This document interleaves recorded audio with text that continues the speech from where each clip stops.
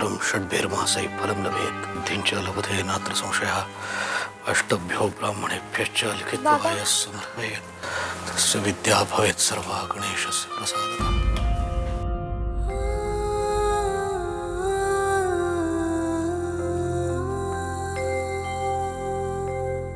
हे गणपति बाप्पा, मुझे क्षमा कर। कल आजोबा भी मेरे बाबा पर बहुत नाराज हुए थे। सब मेरे कारण हो रहा है ना। लेकिन क्यों? मैं तो सबका अच्छा ही करती हूँ, फिर भी इतना बुरा हो जाता है। सुख करता दुख हरता तो तुम हो, और मेरा स्वभाव तो जानते ही हो ना। अगर मुझसे कोई गलती हो गई हो तो दंड मुझे दो, मेरे बाबा को क्यों दे रहे हो? देखा ना कितना उदास होकर चले गए। देखो, अगर हमारे बाबा के मन को जरा भी ठेस पहुंची ना तो हम गणेश चतुर्थी का व्रत तो अवश्य रखेंगे, लेकिन भोजन कर लेंगे। हाँ, सुन लिया ना? अब हम चलते हैं।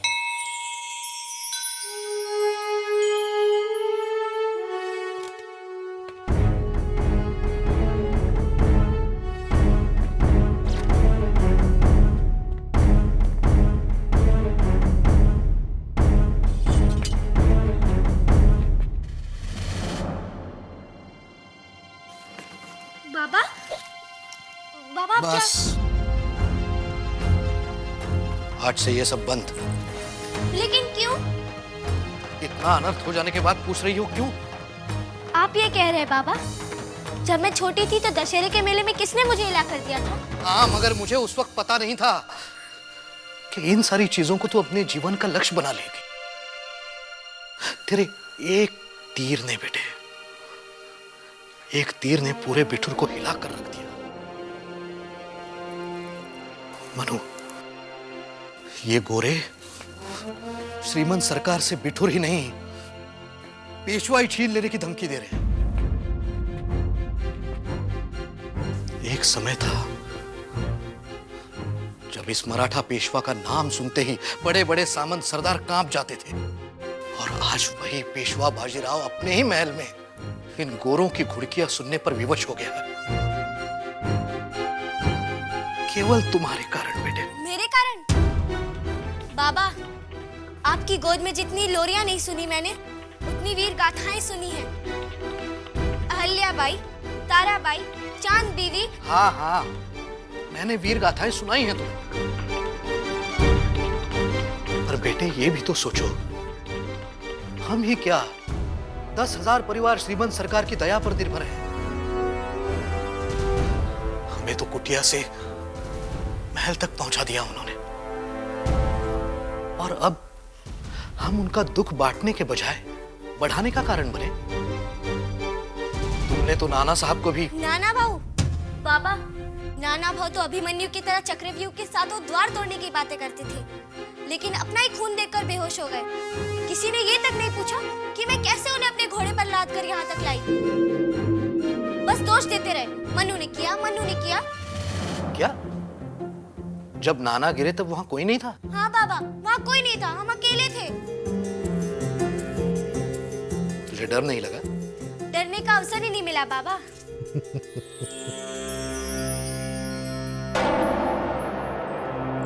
भाऊ साहब, अखाड़े से मंगल आया है। मनुबाई को तात्या गुरु ने बुलाया है। बाबा, मैं जाऊं? नहीं। लेकिन बाबा, आज तात्या गुरु ने हमें दुधारी सिखाने का वचन दिया है। जाकर उनसे कह दो, आज से मनु अखाड़े में नहीं आएगी। जी। नहीं नहीं, क्या बाबा? मनु बेटे, यहाँ सब तुम्हारे आचरण के विरुद्ध है। श्रीमंत सरकार भी उनकी आज्ञा के अनुसार अब तुम्हें लड़कियों की तरह ही रहना होगा।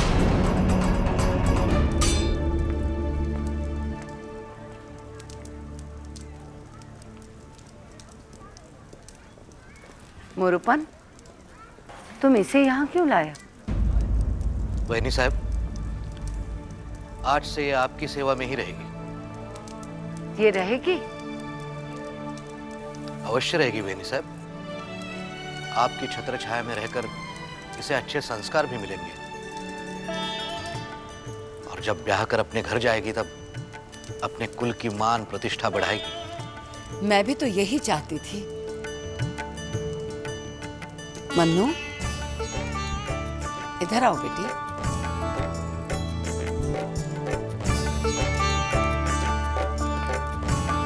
तुम काम सीखोगी ना? हमें क्या करना होगा आजी साहब? वही जो ये सब लड़कियां कर रही हैं। प्रणाम भाई साहब। बाबा, शीला,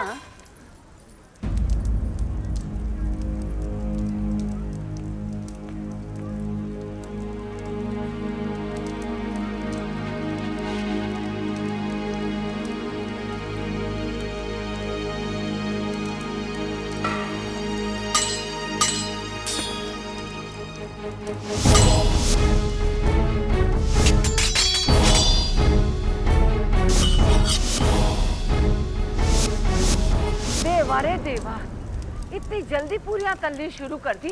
ब्राह्मण तक पहुंचते पहुंचते तो ठंडी हो जाएगी। अरे तू यहाँ क्या खड़ी है?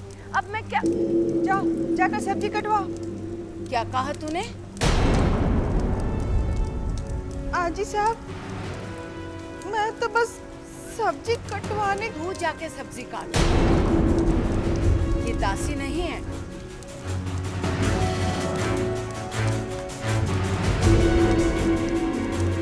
मन्नू बेटा, तू जा और उधर देख क्या हो रहा है।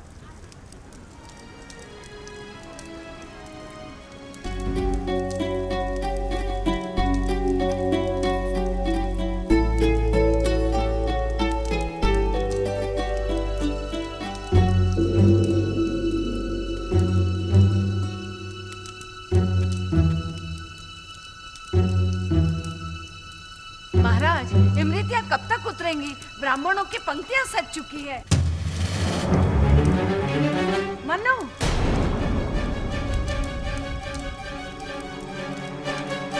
कहाँ जा रही हो? तुम कहीं नहीं जाओगी। लेकिन आजी साहब, इंदु प्राची और सारी लड़कियां तो समारोह में गई, केवल हमें छोड़ के। क्योंकि वो सब समझती हैं कि वो लड़कियां हैं, और तुझे अब समझना है कि तू लड़की है।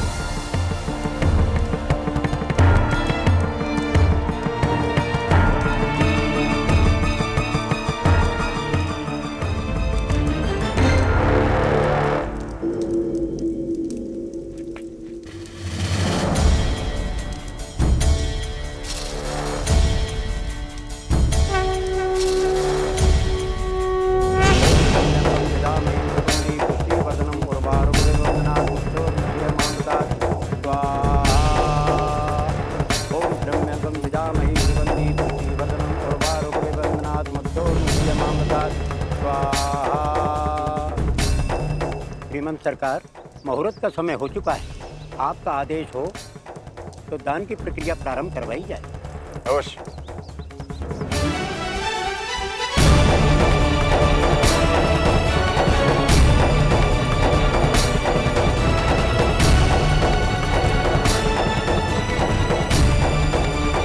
रुक जाइए राजपुरोहित जी।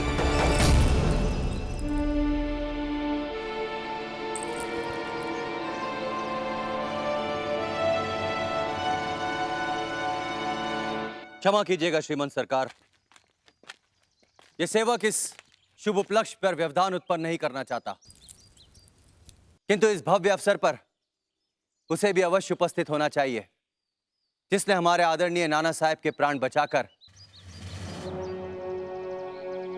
हम सब पर बहुत बड़ा उपकार किया है। कौन है वो महान हस्ती जिसने हमें हमेशा के लिए ऋणी बनाया है? उनके इस उपकार को स्वीकार ना करना घोर अन्याय होगा तात्या टोपे। कौन है वो? बुलाओ उसको। मनु बिटिया,